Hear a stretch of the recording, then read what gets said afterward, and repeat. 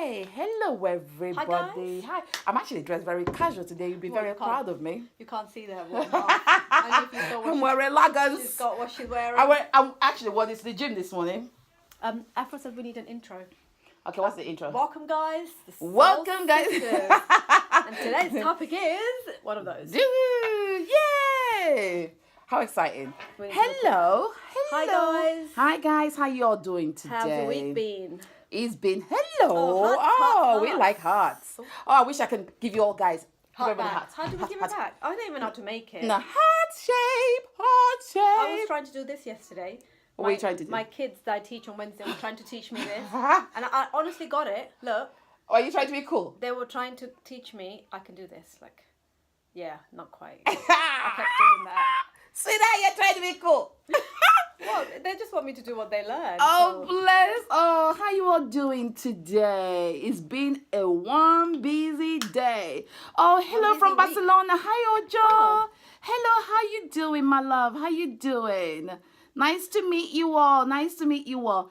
It's going to be a fantastic show today. But how are you, my love? How was your week? Hectic. Busy. Happy busy, though. Is it happy busy? Coffee and chats with new clients, getting to know people. That's good. New ways of helping people. Yeah. Always, like innovating, really. You know. Yeah. Amazing. Like it's been like it's gone. The week has gone by really fast. Yeah, definitely. Oh, thank you, Oja. Thank you so much. It's gone by really quick. Yeah. The week is gone quick. I mean, last time we spoke to each other, guys, we did a little. No. We treated ourselves. It was Sunday. There's nothing wrong with that. Sunday night or Saturday night? It was Saturday night. Saturday night, yeah. So Zahar had gone to her dad's. So me and Anita, we went to the kebab shop. Yes. Don't tell anyone. Don't tell anyone. And we got a small chicken kebab. We didn't go that bad. It was quite healthy. Sauce on the side. Yes, you know, chicken kebab is pieces of but chicken. I was a bit furious because they didn't give us loads of jalapenos. We wanted loads of jalapenos. Yeah, they didn't. We weren't very clear about what we wanted. No. So, and loads of salad on top. Yeah. And then we went to Tesco's. Yes. We got recordling. Each comes £3 for £5. We had to have 3. Yeah. Took it back to the house. Mother's on a budget. Yeah. Sat on the sofa, sat upright to eat, and slowly we were doing this. After our tummies were like getting filled up with cider and the chicken and we were looking at bread. We were looking at wedding. Oh yeah, we're choosing your wedding dress. We're looking at wedding options and chair covers and all that. And we were we felt so like I felt bloated. I didn't think it was drunk, was it? I was pregnant to chicken kebab. Something like that. Like, you know when you've eaten up to here? Yeah, like that. And we only had small as well. And I was saying to Farah, like, imagine having a big. The large. I said to her, who has medium? Who has large? Yeah. Because with small, we were like. We were full up. We wanted to sleep. We would You had what end up. I ended up going to your so I brought the blanket and I covered myself. And then Farah would look. I remember one thing we were looking at wedding dresses. No, chair covers. No, chair covers. Oh, yeah, because we've already decided on the wedding dresses. So we're looking at the chair covers because Farah is getting married next year. So we're planning how, like, how we're going to... Shall we buy or rent? Rent. And every time I look over, and I looked over to show it, I'm like, Anita, what do you think of this? And all I saw was someone's blankets right up to here. I was sleeping. And it's like... I was long gone. Yeah, Farah, that's good. Yeah, and then as I'm speaking, eyes are closing. All right, honey, you need to sleep. I need to go home. My bed is calling. Even when I got home. But you got up really early. Oh my God, no, that week was crazy. And this week is crazy. But you know what? I thank God. I'm not complaining. We'll still make time for this. Yes. This is our we look forward to this every Friday. Okay, so we are talking about self-confidence, how to build self-confidence and self-esteem in young adults and young teenagers. Girls and boys, yeah. So this is a topic we can relate because I'm a mother of a 13-year-old and Farah is a mother to a 14 now? 14 in March. Oh, and yeah. 10 in March. Yeah. So we are mothers, so we can relate to this. So we have at the moment, I mean, thank God I have a daughter who is not, you get some women that say, oh my God, wait till they are teenagers. Oh my God, you're going to have those hormonal changes. They're going to be doing this. They're going to do that. Yes, we do. Yeah, but actually our kids are not that bad compared to some kids. Oh, sorry, sweetheart. Some kids that obviously we've heard stories about. So we are so blessed. Oh, hello. Well, So we are so blessed. I think my My son, I see a lot of difference in. I think he doesn't. Dawn's daughter turns 13 tomorrow. He shows Happy birthday. anger in a very different way. Definitely see the way he channels his anger. So he will say things which are so rude that I think, oh my God, how can my child, the innocent baby that I brought up, has never spoken to me like that, and how has he come up with like that? And rather than getting all angry, I've decided to step back from it. And I talk to him about it because there's boundaries of how you speak to your parents. Yeah. However, I don't want him to suppress anything. He needs to let it out. He's got to show us the way. Your eldest my oldest is 12. Oh, Lily's joined. Yeah. But what we were talking about on the Wednesday, Lily, you were on the other side of the room when we were talking about that. Yeah. A bunch of boys asked me, how did you start your business? How do you start business? We were just talking about careers. That's the age where they normally show interest. And they were saying the schools have taken away the budget for, they don't do career advice anymore. That's bad. Like we used to have. Oh my God. There's no career advice apparently. I remember I used to have, you have that red book.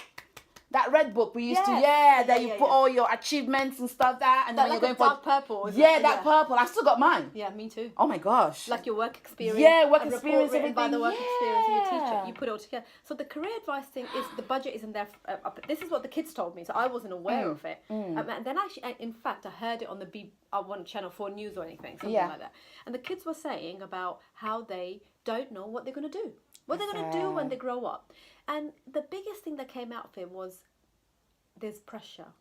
Okay, there's pressure from parents to do well, but they don't know what that looks like. So there's a massive gap between what they want and how should they get there. Yeah. And it's almost like, who should they talk to?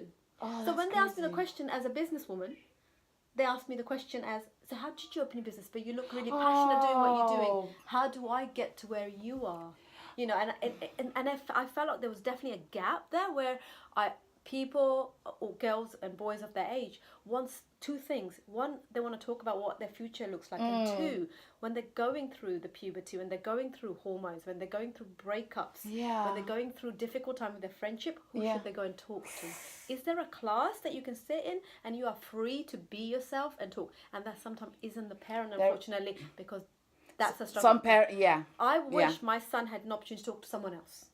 Because he talks to me, and it's not that the platform isn't there, but I feel that he can talk to another person better because it could be about me. It could be that, and he wouldn't feel comfortable talking about you because to you. the kids are protective of your of parents, and they might not say what they want to say. Yeah, we had a career counselor.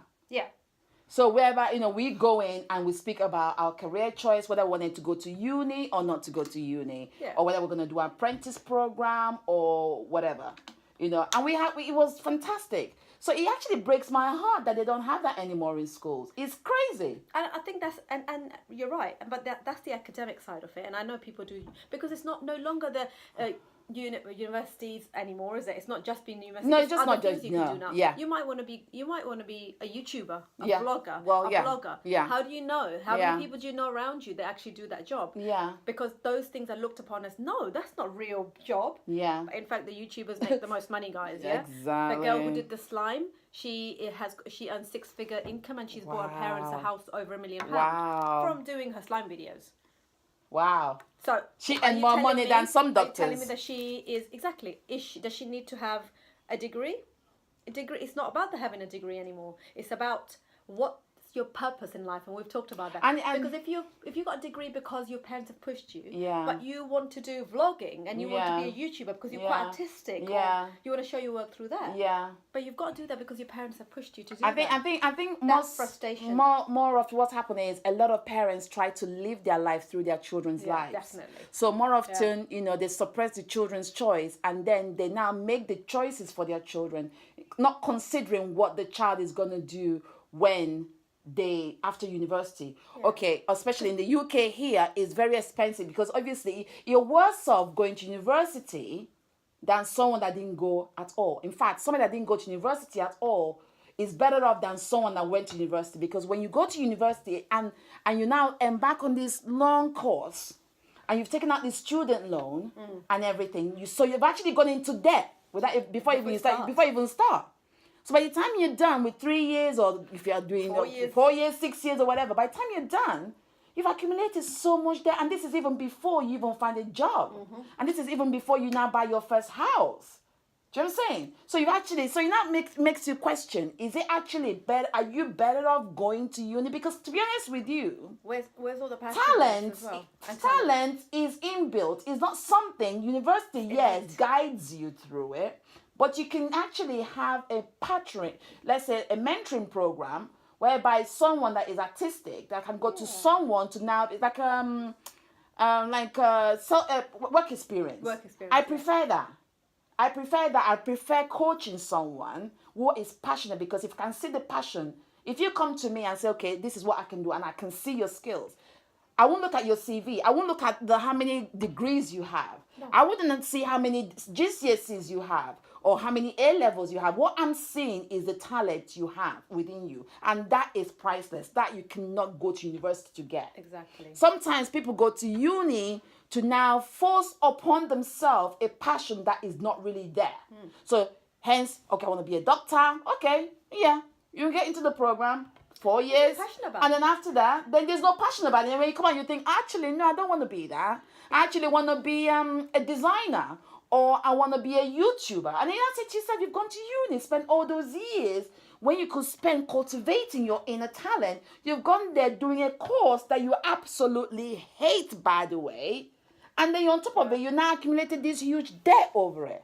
So that passion or the purpose that you want to find, how does, has the school got the platform laid out for individual child to find their passion? They are cutting. You see how we just talked about budget. They are cutting things. Who did they talk about? That's it. The government is cutting things. They are cutting down, so the schools are not the way it used to be. Because they are cutting, the teachers are not getting paid enough. Yeah. There's not enough money there to put down to buy the right equipment and the right materials. So more often, the students are left to their own devices to go and fend for themselves. Really. Because, even the teachers' nonchalant behavior towards teaching the children kind of shows like, okay, wow, why am I to teach you something when I'm not even being paid enough? And I see that in my daughter when she goes to school and comes back. It's very much. It's very much like, okay, mommy, they didn't teach me that in school.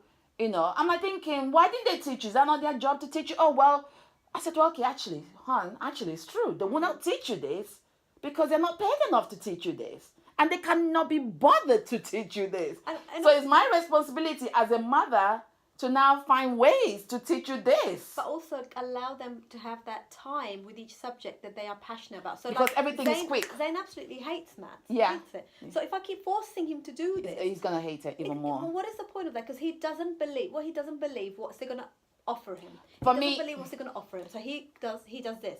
I've got a calculator. I can get through life without this. I'm never going to be an accountant. Well, but he likes English. Well, true. Okay, so he likes English and actually does really well in it. So Rayhan loves math. Yeah. Doesn't like English. Yeah. And then when you look back, why he doesn't like English is because he never had the confidence to read. Yeah. And that brought his self-esteem down. Yeah. Which is going to be stuck with him for a few years. And it was to work on the self-esteem to get him confident to like that. But you see how things can affect you because you're not good at something, and then you think, oh, I'm dumb, or Raymond says that. Yeah. And it's not because it's that, because the way he was taught was exactly like everyone else, all the 30 kids. But he requires a slightly different approach. Yeah. He might require cards. Yeah. He might require something else. Yeah. And I think also the thing is as well is people are getting into the jobs not because they are passionate about the jobs. They are getting into jobs because it's a job to fulfill their needs. Society pressure.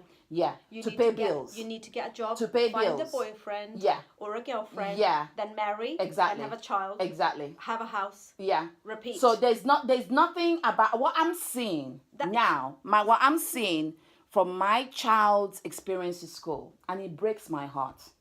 And I've gone in several times in school, and I've not like I fought. Because you've done everything with your passion. I have done everything with my passion. Your degree, and I remember you saying in one of our lives that someone said to you, don't do this course, and you said, no, this is what I'm going to do. Oh, yeah. And they said to go to university near you. Near you. Like, no, I'm going, because when I went, I grew up in Hull. Yeah, so Hull was London. Then when I grew up in Hull, it was a very small multicultural community. So there wasn't much for the African community in Hull because it was few, we were quite small. So it was a bit racist of the city, but it's changed now anyway. So I remember then I was looking into doing art, and I said to my auntie, I said, okay, listen, this is what I want to do.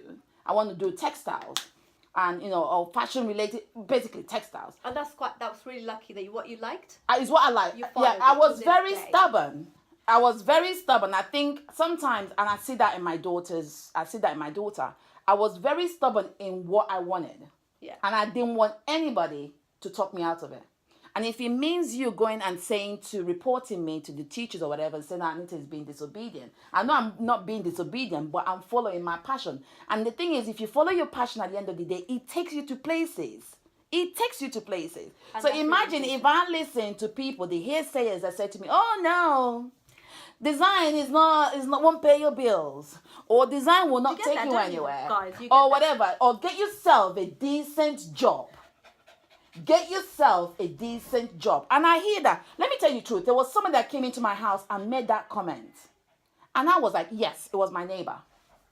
And I felt like, I said to myself, I said to myself, if I don't know you, if I didn't respect you, I would have marched you out of my house. She said that in front of my daughter, and I was fuming. So she went up to her and she said to me, okay, what is Zara going to do after school? I said, oh, well, she's very artistic. She's into performance. She draws, and I'm encouraging her to follow her heart. So she turns around to my daughter and says, sweetheart, may I advise you, those things will not pay your bills. Better get yourself a good job. And I looked at her, I'm thinking, Get out.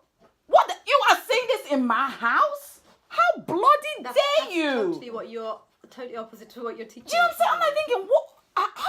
You come to my house and you disrespect my space, and you're telling my daughter. And I said to my, and then she goes to me, oh sweetheart, oh I admire you for being a single mom and holding down a business. You're doing very well. And then you now turn that round, and I tell you, and to be honest with you, I'm a much happier person than she is. Okay, let me even make you laugh.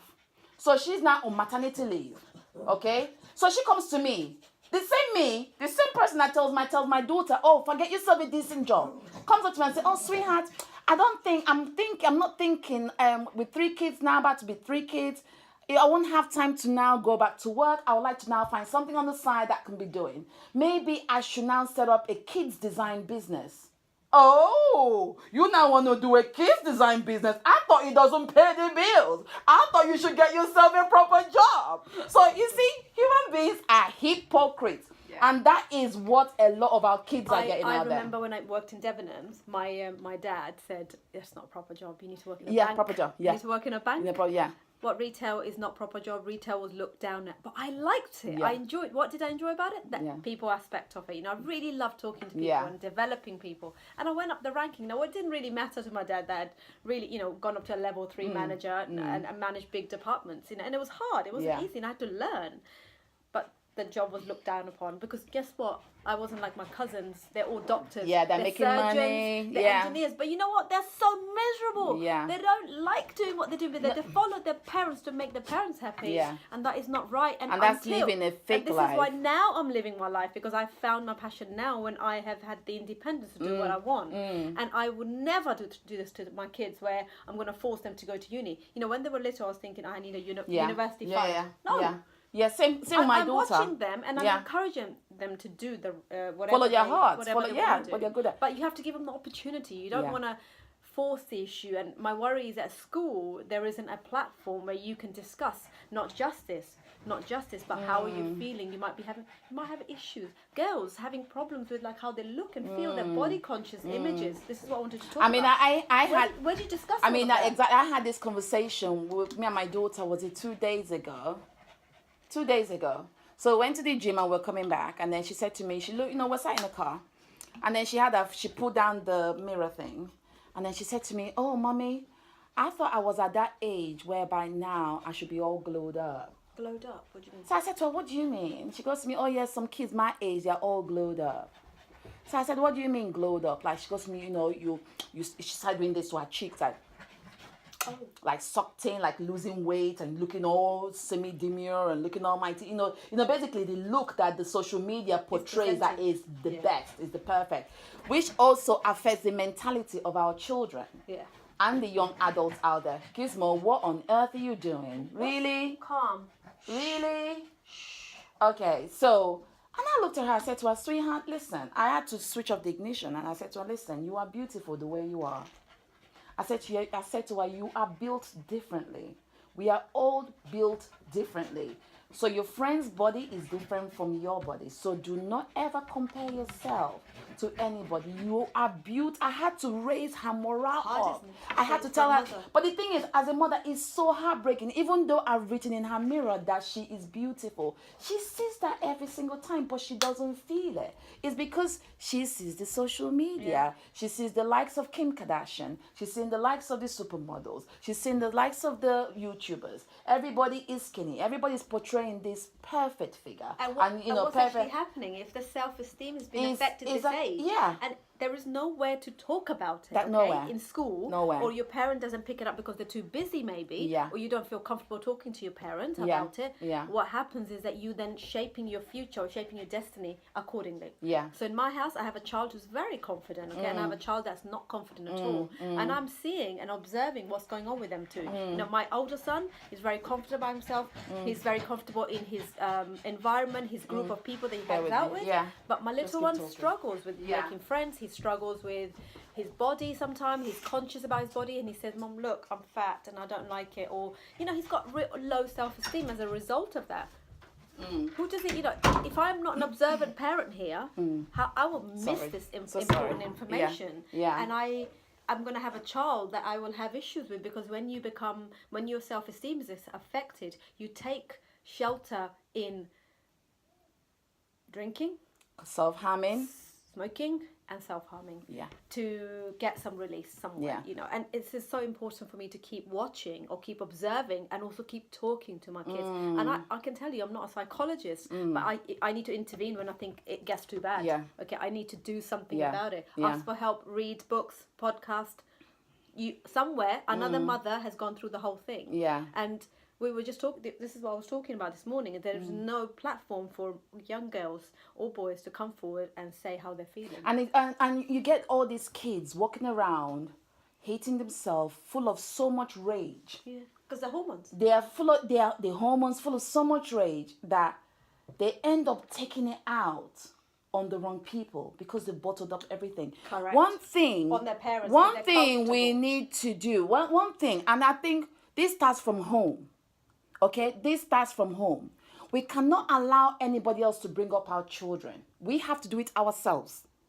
Okay, because we often expect the society, the schools. Oh yeah, they teach it in schools. Oh yeah, go to your teachers. We parents are escaping our duties. We're running away from our duties. Yes, I know we have to pay bills. Yes, I know we have to run a home. But when you are making that money at the expense of your children's happiness, you have to question at the end of the day, is it really worth it? Yeah. Is it really worth it? Yeah. You're making all this money. Meanwhile, your child is at home, cutting themselves, crying and bleeding in pain because you are not there for them to talk to. Or they go to school, by the time they come back, you are walking away. Both parents are going to night shift, nobody is there to even ask the child, how was your day? It's important. The minute the child needs to have somebody there, the minute they come back from school. And also, if you haven't, it's not asking once a week. It's all the time, all the time, making the the effort to talk, to engage. So they feel comfortable. Let me tell you the truth. When I was growing up, I was never comfortable talking about anything to my mother. Not sex, nothing. I was not comfortable because I felt like certain subjects I wasn't allowed to speak to. So I growing up. You weren't given discovering things. I wasn't given a voice. Discovering, okay, what am I supposed to do now? What am I supposed to go? Where am I supposed to learn about this? I was learning as I was going. Just like my career, I'm learning as I'm going. Do you know what I'm saying? And one thing I promised myself was, if I have a child, I will not have the same foundation I had. I had a fantastic foundation in terms of the upbringing. But I said to myself, I'm going to make my child my friend. Because what happened was my mother wasn't my friend. Yes, my grandmother, she was fantastic. They gave me the foundation, but they were not that friendly. They were not my friend. They were So you like, didn't they feel were comfortable strict. to go to them? I didn't No. feel comfortable to go to them to talk about certain things. Yeah. Without feeling judged. That's exactly what I mean. Have those kids got someone they are totally comfortable and they can share their deep inner issues with? Have they? No, they haven't.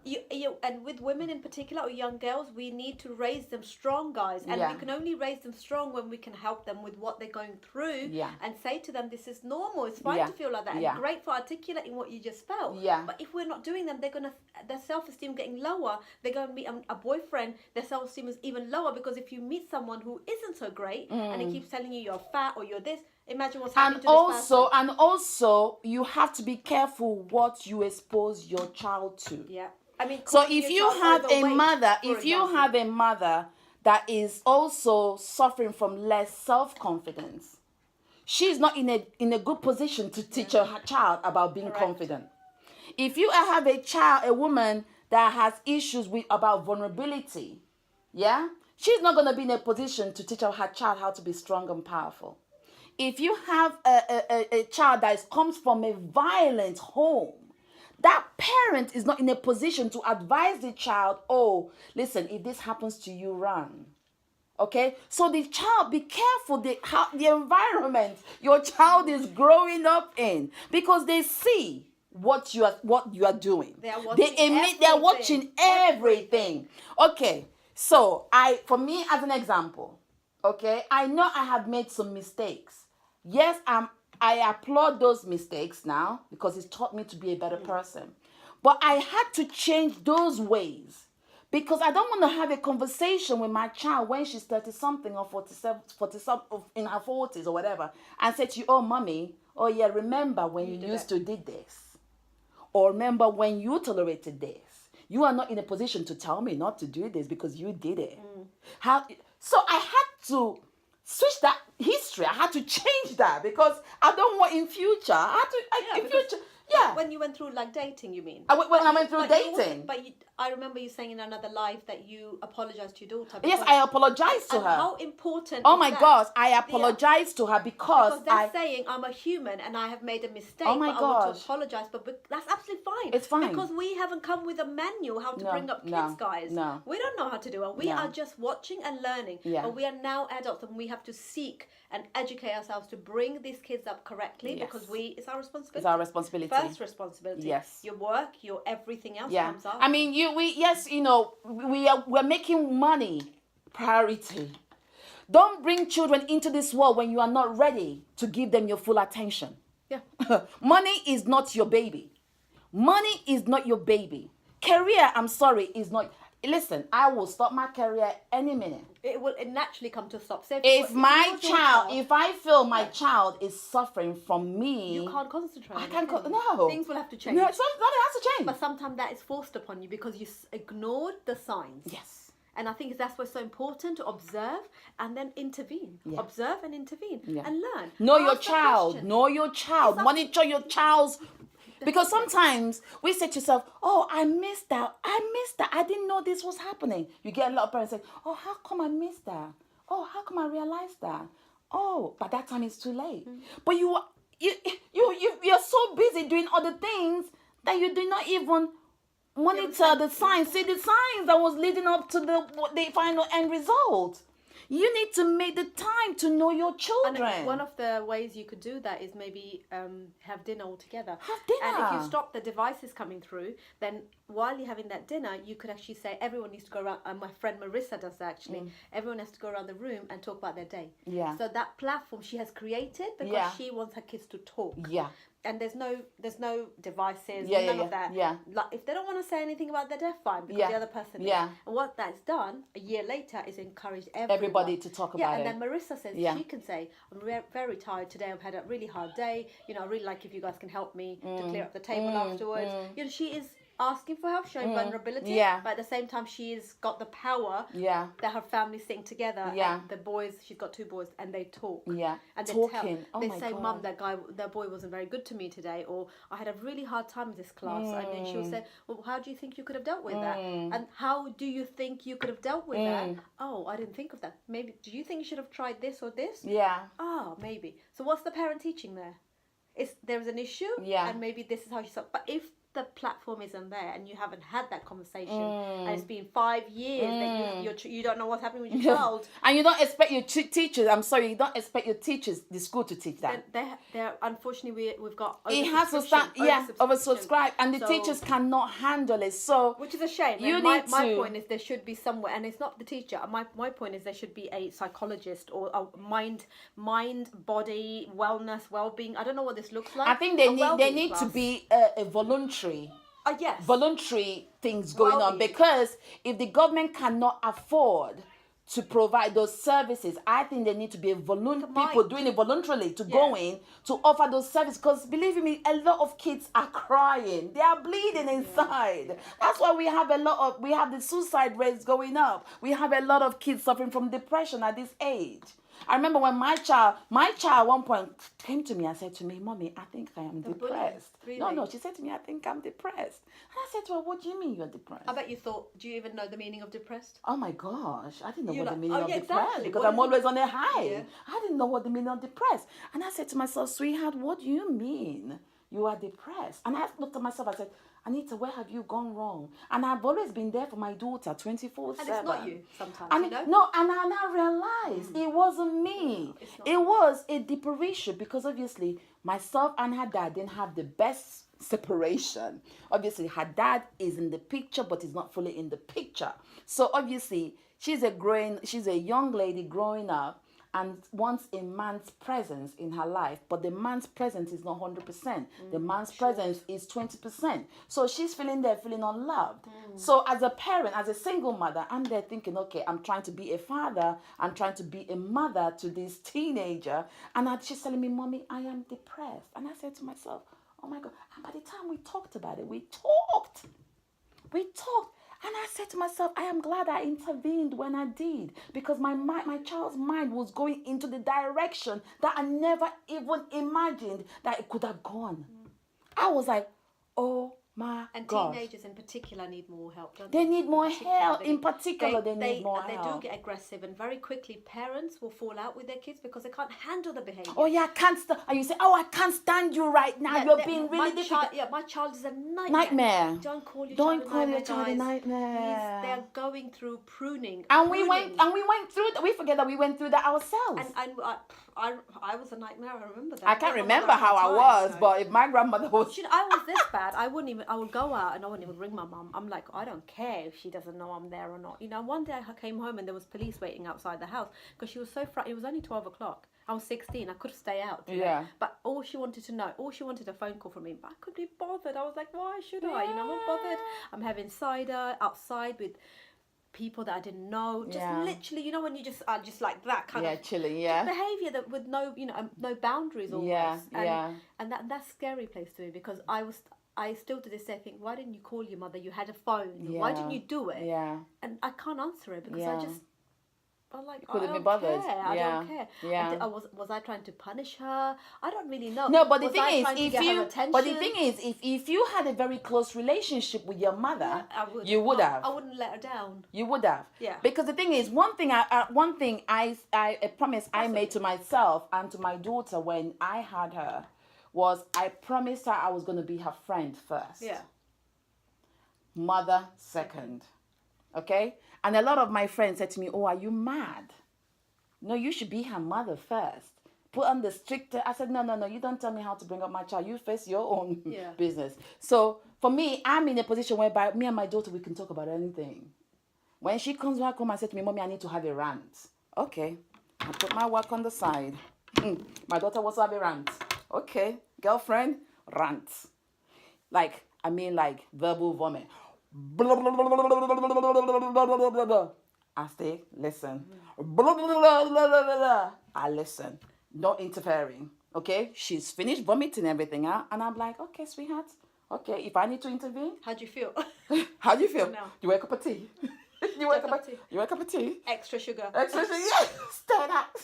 And then, but that's one thing we need to allow as parents. Sometimes It's just don't the be too listening. serious. Yeah. Don't be too And serious. you know what? Sometimes you haven't got answers. Just listen. You just listen. Because once they've articulated it and got the words out of their system, they're going to feel better, as you know. Because Exactly. when I get upset, what do? And you've heard this on Insta Live so Oh, many yeah. times. I ring her. Oh, yeah. And she rings me. Yeah. Because once I've told Anita, Yeah. I'm not asking for